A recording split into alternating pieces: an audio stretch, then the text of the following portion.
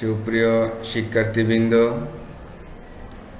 সরাইল সরকারি কলেজের অনলাইন শ্রেণীকক্ষে সবাইকে স্বাগতম। শিক্ষক পরিচিতি।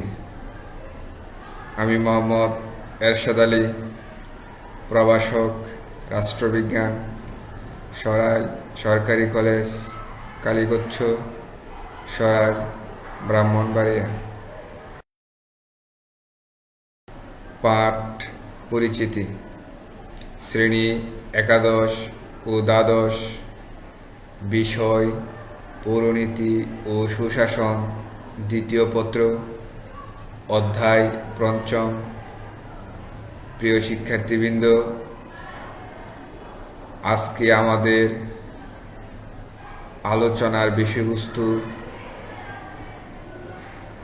বাংলাদেশের সুপ্রিম কোর্টের গঠন, ক্ষমতা ও কার্যাবলী আলোচনা করো। সুপ্রিয় শিক্ষার্থীবৃন্দ, আজকে আমরা আলোচনা করব বাংলাদেশের সর্বোচ্চ আদালত, সুপ্রিম কোর্ট গঠন, ক্ষমতা ও কার্যাবলী। সুপ্রিম কোর্টের গঠন ও আসন। সুপ্রিম কোর্ট বাংলাদেশের সর্বোচ্চ আদালত। 1972 সালের সংবিধানের 94 নম্বর অনুচ্ছেদ থেকে শুরু করে 113 নম্বর অনুচ্ছেদে বাংলাদেশ সুপ্রিম কোর্টের গঠন, কার্যাবলী ও মর্যাদা বর্ণিত হয়েছে। প্রিয় শিক্ষার্থীবৃন্দ, বাংলাদেশের সুপ্রিম কোর্ট আপিল বিভাগ ও হাইকোর্ট বিভাগের সমন্বয়ে গঠিত। প্রধান বিচারপতির আসন এবং প্রত্যেক বিভাগের আসন গ্রহণ করার জন্য রাষ্ট্রপ্রধান কর্তৃক নিয়োগপ্রাপ্ত নির্ধারিত সংখ্যক বিচারক নিয়ে সুপ্রিম কোর্ট গঠিত হবে। প্রধান বিচারপতি ও আপিল বিভাগের নিযুক্ত বিচারকগণ, আপিল বিভাগ এবং অন্যান্য বিচারকগণ হাইকোর্ট বিভাগে আসন গ্রহণ করবেন। প্রিয় শিক্ষার্থীবৃন্দ, শাসনতন্ত্রে বিধানাবলী সাপেক্ষে বিচারপতি এবং অন্যান্য বিচারকগণ বিচারকার্য পালনের ক্ষেত্রে স্বাধীন থাকবেন। সুপ্রিম কোর্টের প্রধান বিচারপতি রাষ্ট্রপতি কর্তৃক নিযুক্ত হন এবং প্রধান বিচারপতির সাথে পরামর্শক্রমে রাষ্ট্রপতি অন্যান্য বিচারপতিদের নিয়োগ দান করেন। বিচারকদের সংখ্যা রাষ্ট্রপতি কর্তৃক নির্ধারিত হয়। সুপ্রিয় শিক্ষার্থীবৃন্দ, সংবিধানের বিধানাবলী সাপেক্ষে বিচারপতি এবং অন্যান্য বিচারকগণ বিচারকার্য পালনের ক্ষেত্রে স্বাধীন থাকবেন। সুপ্রিম কোর্টের প্রধান বিচারপতি রাষ্ট্রপতি কর্তৃক নিযুক্ত হন এবং প্রধান বিচারপতির সাথে পরামর্শক্রমে রাষ্ট্রপতি অন্যান্য বিচারপতিদের নিয়োগ দান করেন। বিচারকদের সংখ্যা রাষ্ট্রপতি কর্তৃক নির্ধারিত হয়। সুপ্রিয় শিক্ষার্থীবৃন্দ, এখন আমরা আলোচনা করব বাংলাদেশ সুপ্রিম কোর্টের বিচারকের যোগ্যতা। বাংলাদেশ সংবিধানে 95 নম্বর অনুচ্ছেদে বাংলাদেশের সুপ্রিম কোর্টের বিচারপতি পদে নিয়োগের যোগ্যতা বর্ণিত হয়েছে। এতে বিচারকদের নিয়োগ লাভের জন্য তাদের নিম্নোক্ত যোগ্যতা সম্পন্ন হতে হবে বলে উল্লেখ করা হয়। প্রথমত, বাংলাদেশের নাগরিক হতে হবে। দ্বিতীয়ত, সুপ্রিম কোর্টে অন্তত 10 বছর কাল অ্যাডভোকেট হিসেবে কাজ করার অভিজ্ঞতা থাকতে হবে। তৃতীয়ত, বাংলাদেশের অভ্যন্তরে কমপক্ষে 10 বছর কোনো বিচার বিভাগীয় পদে অধিষ্ঠিত থাকতে হবে। সুপ্রিয় শিক্ষার্থীবৃন্দ, সুপ্রিম কোর্টের বিচারক হতে হলে তাকে 3টি যোগ্যতার অধিকারী থাকতে হয়, যেমন বাংলাদেশের নাগরিক হতে হবে, সুপ্রিম কোর্টে অন্তত 10 বছর কাল অ্যাডভোকেট হিসেবে কাজ করার অভিজ্ঞতা থাকতে হবে, বাংলাদেশের অভ্যন্তরে কমপক্ষে 10 বছর কোনো বিচার বিভাগীয় পদে অধিষ্ঠিত থাকতে হবে।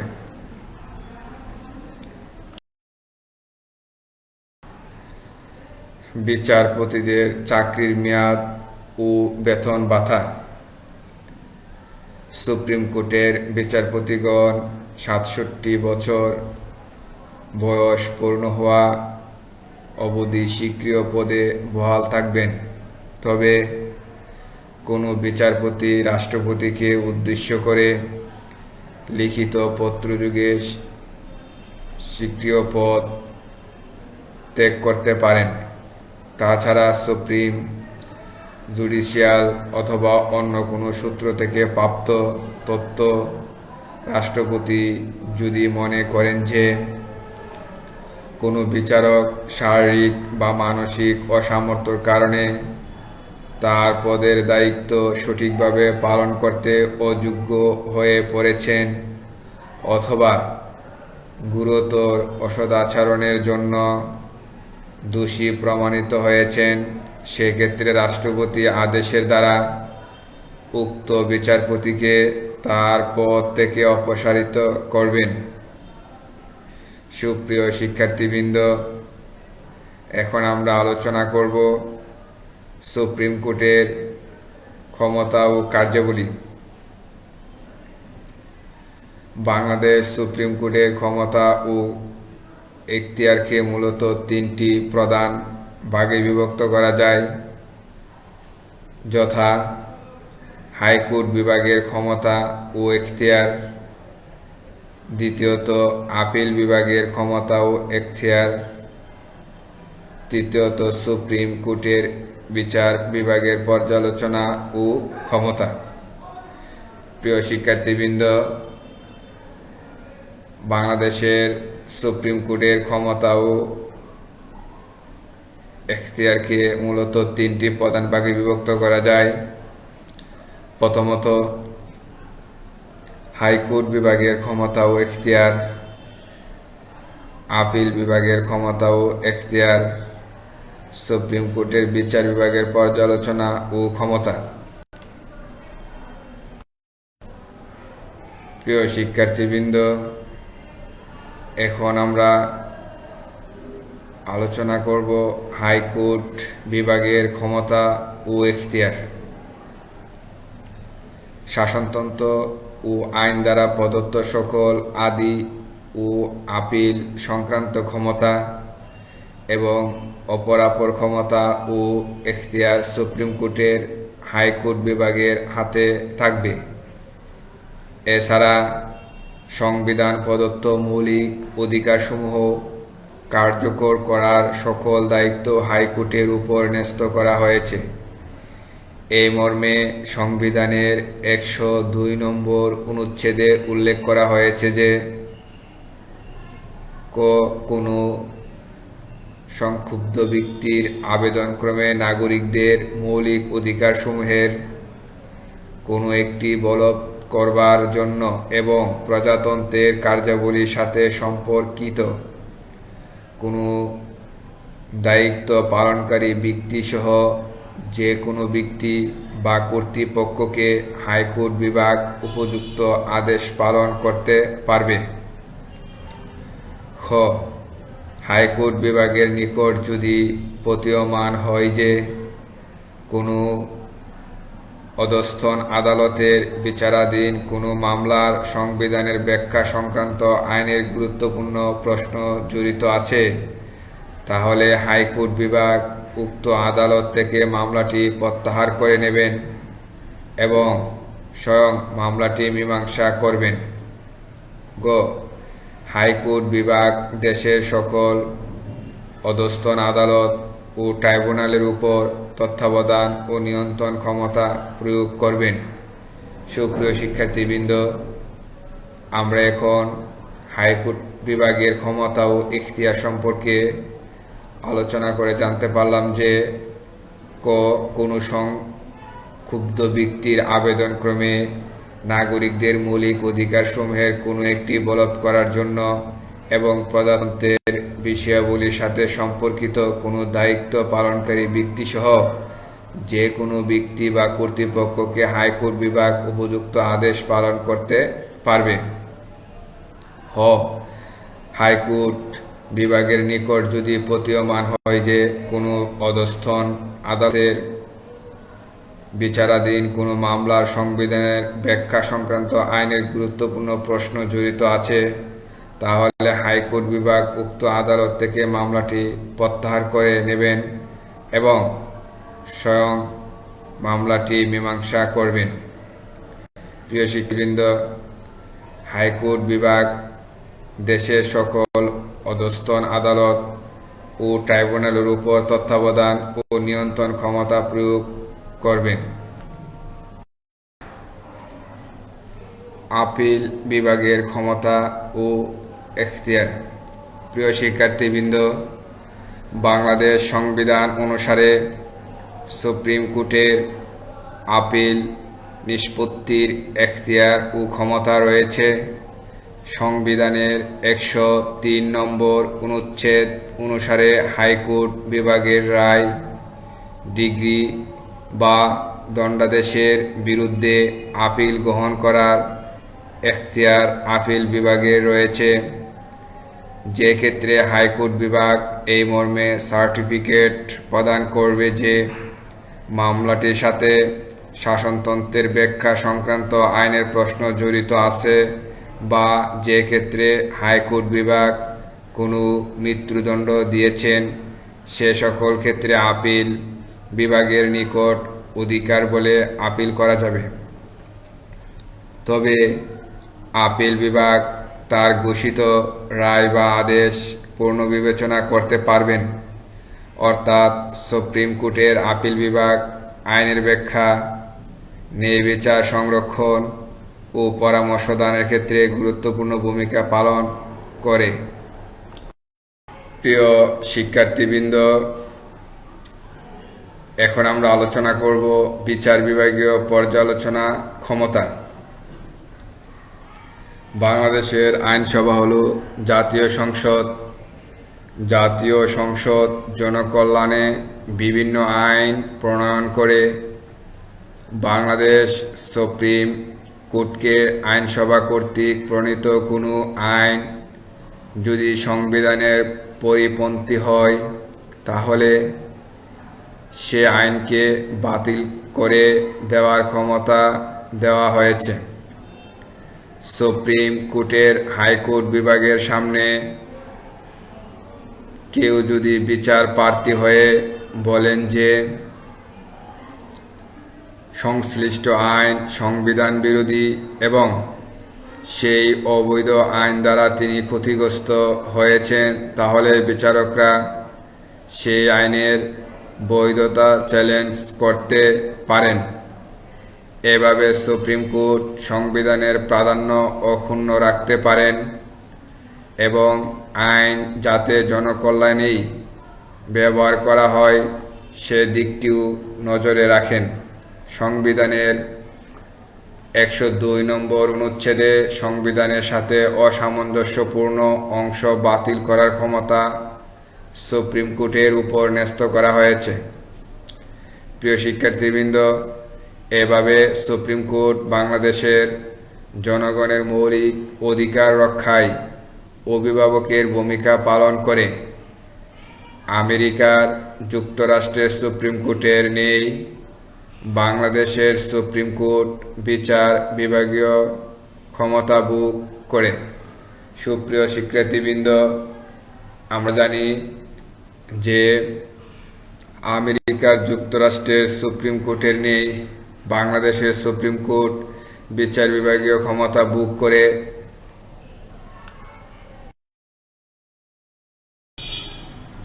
প্রিয় শিক্ষার্থীরা, এখন আমরা সুপ্রিম কোর্টের অন্যান্য কার্যাবলী আলোচনা করব।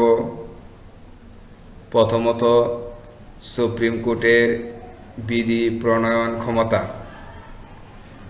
জাতীয় সংসদের বিধান সাপেক্ষে সুপ্রিম কোর্ট রাষ্ট্রপতির অনুমোদন সাপেক্ষে এর অধীনস্থ সকল আদালতের নীতি ও পদ্ধতি নিয়ন্ত্রণের জন্য বিধিসমূহ প্রণয়ন করতে পারবে। প্রিয় শিক্ষার্থীবৃন্দ, সুপ্রিম কোর্টের বিধি প্রণয়ন ক্ষমতা।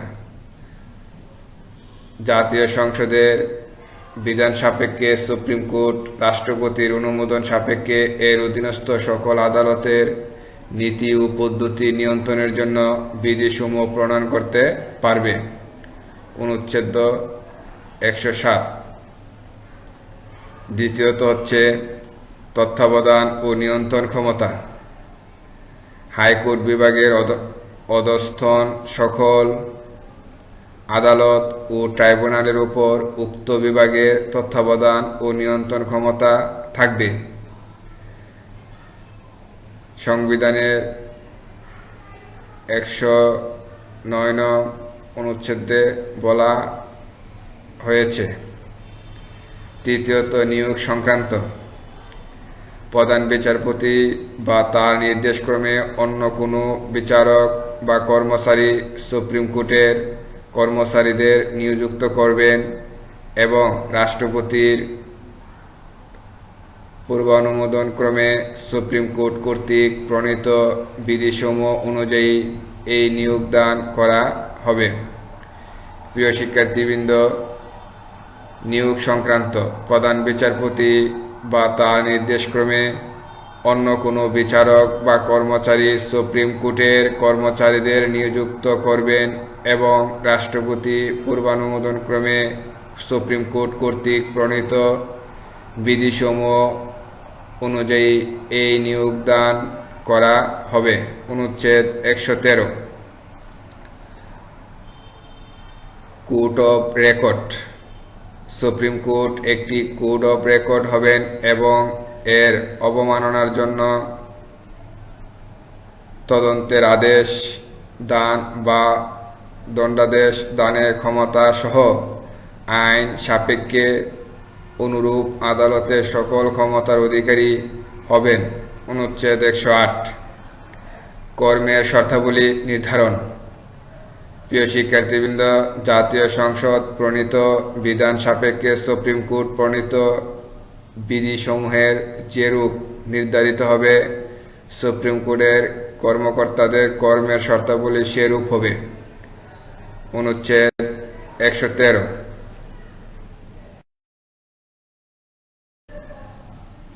প্রিয় শিক্ষার্থীরা, জ্ঞানমূলক প্রশ্ন। প্রথমত, বাংলাদেশের সর্বোচ্চ আদালতের নাম কি? দ্বিতীয়ত, সুপ্রিম কোর্টের কয়টি বিভাগ রয়েছে? তৃতীয়ত, অধস্তন বিচার বিভাগ কয় ভাগে বিভক্ত?